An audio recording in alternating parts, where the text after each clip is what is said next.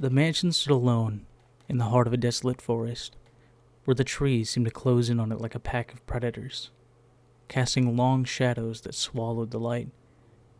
Time seemed to stand still in the air around it, the ground slick with the rot of the past. Inside its crumbling walls, the darkness seemed alive, thickening the air until it was almost suffocating. It was a place of whispers, a house of madness, where the twisted games of Number 1 were just beginning.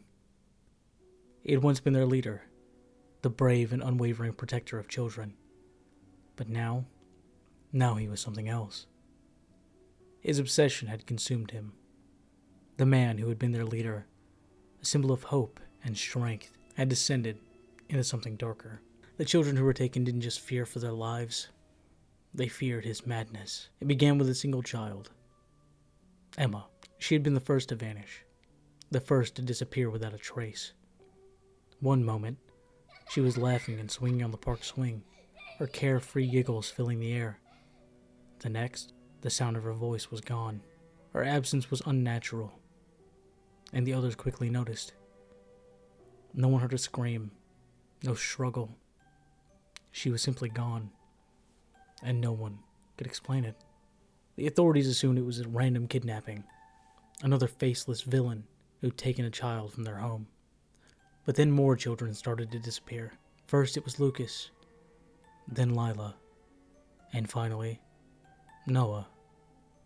Each child vanished without a trace, swallowed up by the empty space between the moments. The park, once a place of light and joy, was now a dark, cursed place. Whispers began to spread. Some said the children had run away. Others spoke of a man in a long coat, lurking in the shadows. But no one dared speak his name. None of them knew what was truly happening. None of them could have understood the depth of the insanity that had taken hold of Number 1. When the children awoke, they were no longer in their homes. The world they had once known was gone. The warmth of their beds, the safety of their families, was replaced by the cold, oppressive walls of a mansion that felt like a living thing. Its corridors stretched impossibly long, its doors opening to rooms that had no right to exist. The air was thick, laden with the scent of mildew and something metallic, something foul. The first trial came quickly. They were herded into a large room with thick black sludge pooling at their feet. The walls were cracked, leaking some foul substance that hissed like steam. The ceiling was impossibly high, vanishing into darkness. The floor was slick, with a strange tar-like material, which moved as though it were alive, sloshing and shifting under their feet. Number 1 stood in the doorway, his silhouette framed by the dim light. His eyes gleamed with something wild. His mouth twitched into a cruel smile. His cap, long discarded, sat askew on his head, his unkempt hair falling into his face like a madman's mane. The once proud, clean-cut leader of the KND had become something grotesque. His appearance, a reflection of the madness that had overwhelmed him.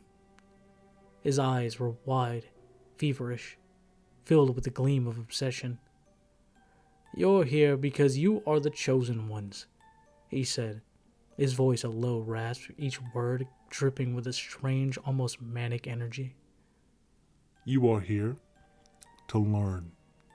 You are here to succeed. Only the strong survive. And if you fail, you will become part of the game." His laughter was unsettling. It was cold, empty, echoing through the dark room like a rattling ghost. The kind of laughter that only comes from a mind that had long since shattered. "Cross the floor," he ordered. Don't fall behind and don't let the tar take you. The children, their hearts pounding in their chest, slowly stepped forward. The black sludge clung to their shoes, pulling at their legs. The further they went, the more the floor seemed to shift, crack, and break beneath them. The tar pulled at their feet like a living thing. desperate to consume them. With each step, they felt the ground give way, and then the pit opened beneath them. The screams echoed off the walls as Layla fell into the darkness, her body disappearing into the gaping maw of the abyss below. The floor had split open, and there was nothing they could do. Number 1 stood there, watching, his eyes wide and feverish. He didn't speak, didn't blink. He just watched. A low chuckle escaped his lips, barely a sound but filled with sick satisfaction. Only the strong survive, He muttered to himself, barely audible. His lips twisted into a grin that was more like a grimace. He loved this. He thrived in it. The trials didn't stop there. They got worse. So much worse. The next chamber was dark, lit only by the sickly flicker of dying light bulbs. The children were herded inside, shackled, unable to escape. The walls began to move, slowly at first, then faster, like the jaws of a hungry beast closing in on them. Run. Number 1's voice hissed from the shadows, a twisted thrill running through his tone. Run or be crushed. The children scrambled in all directions, the walls closing in with terrifying speed. Their breath came in ragged gasps, their hearts pounding in their chests as the walls began to press them into the center. Milo, the youngest of them, started to panic. His eyes were wide with terror as he tried to claw his way out, but it was hopeless. The walls moved relentlessly, like a slow-motion death trap. No one could help him. The walls squeezed in with a sickening sound, the air thick with the sound of his ribs cracking, and then, with a final horrible snap, the walls closed. Milo's body was crushed, his scream ending abruptly, leaving only a faint, broken echo behind. Number 1 didn't flinch. He simply watched, his smile widening, his eyes glowing with an almost unbearable intensity. The child's death didn't faze him. It was just another part of the game, another failure to add to the tally. As the remaining children collapsed in exhaustion and terror, they began to understand the depths of Number 1's insanity. This was no longer about protecting children. This was about something else, something darker, something twisted. They stumbled into another room, this one colder, the air thick with a metallic tang. The walls were lined with old, broken screens that flickered to life one by one, showing their own faces. But they were distorted, twisted. The eyes were wide and hollow. The skin stretched tight over their bones. The faces stared at them from the monitors like ghosts. Only these ghosts were alive, and the children could feel their presence closing in on them. And then they saw Layla. Her body, mangled and deformed, appeared on the screen. Her limbs were bent at unnatural angles, her skin torn and broken. She was still alive, still breathing, but her eyes were empty, vacant. Her mouth moved, but no sound came from it. She looked directly at them. Her eyes seemed to beg them for help. But it was clear that the Layla they knew was gone. The child on the screen was nothing but a hollow shell. The walls began to close in once more, this time with a terrifying mechanical grind. The air felt like it was being sucked out of the room. The children's panic rose as they screamed in terror, but the walls didn't care. They were closing in.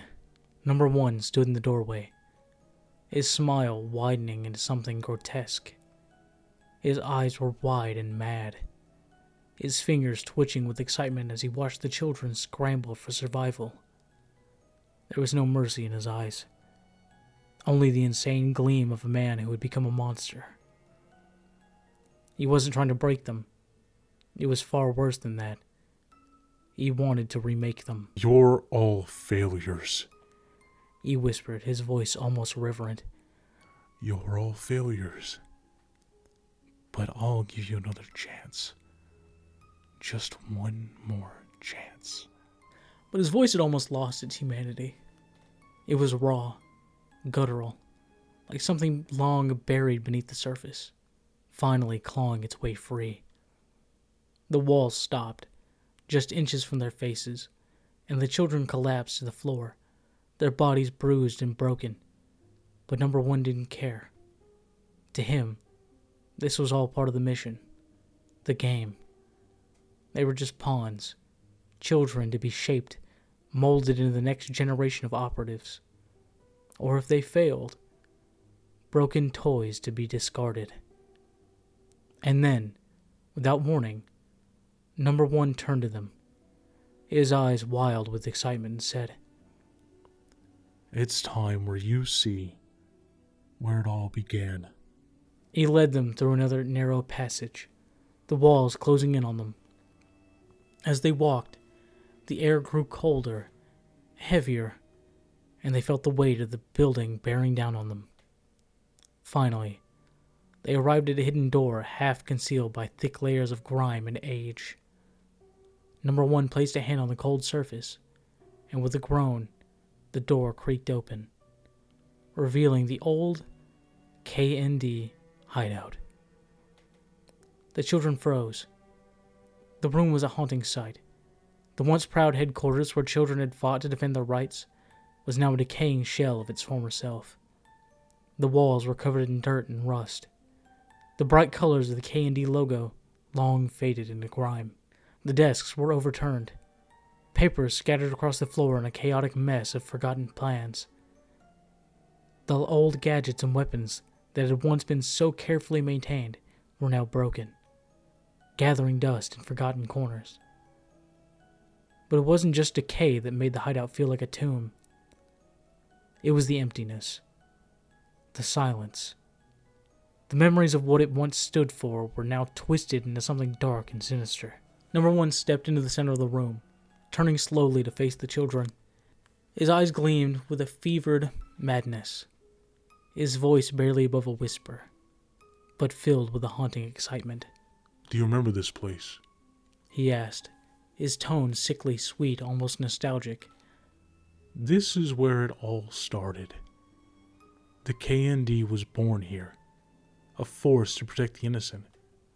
We were the ones who took control, who fought the adults, who won. And look what they did to it. They destroyed it. They let it die." His laughter was cold, a jagged, broken sound that scraped the air. He paced in a circle around them, his fingers twitching, his eyes never leaving their faces. "They thought they could break me," he continued, his voice dripping with venom. "They thought that they could just let it go, forget what we stood for. But I remember everything. The adrenaline, the power, the purpose. They didn't understand, did they? They thought it was over. But it never ended for me." He stopped in front of them, his eyes wide and unsettling. "I never left the K&D. I was the one who sacrificed everything to make it work, to protect children, and now the true mission begins again. You will all understand soon enough." The children felt a cold chill wash over them. This wasn't the leader they had once admired. This wasn't the number one who had fought alongside them against the evil adults. This man, standing before them, was something far worse. He was a man who had become obsessed with the mission. So obsessed, in fact, that he could no longer tell where the mission ended and his own desires began. With a sudden movement, number one pulled something from his coat. It was a small, sleek device, one that the children recognized immediately. It was the communicator. The same kind that had once been used to contact fellow operatives, to call upon the resources of the K&D. But this one was different. It was older, more worn, its surface scratched and dented from years of use, and as he held it up, his eyes gleamed with madness. "Do you know what this is?" He asked, his voice a low growl. "This is the key to everything. The KND is not dead, it never was." The communicator beeped, and the children watched in horror as the old monitors around them flickered to life. Static crackled, and then there it was, the K&D logo, flickering on the screens like a ghost from the past. The familiar face of the K&D emblem was no longer a symbol of hope and rebellion. Now it was an omen of the madness of Number 1 had unleashed. The screen showed images, distorted, broken images of children. They were trapped in the same hideout, their face twisted in fear and confusion. The footage was grainy, the children's screams barely audible as they fought against the confines of the walls. It wasn't just the old operatives, it was the new ones, the ones who had been taken. "They will join us," Number 1 whispered, his voice becoming more intense, more fevered. "I'll teach them what it means to truly be a part of this. I'll force them to understand the real purpose. The only purpose."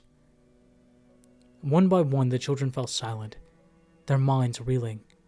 This was it. This was the place where it all gone wrong. The very foundation of the K&D had been warped into something unspeakable, something dark. Number 1's twisted vision of what they had fought for had turned into a nightmare. The walls were no longer filled with joy and adventure. They were filled with screams and echoes of children broken.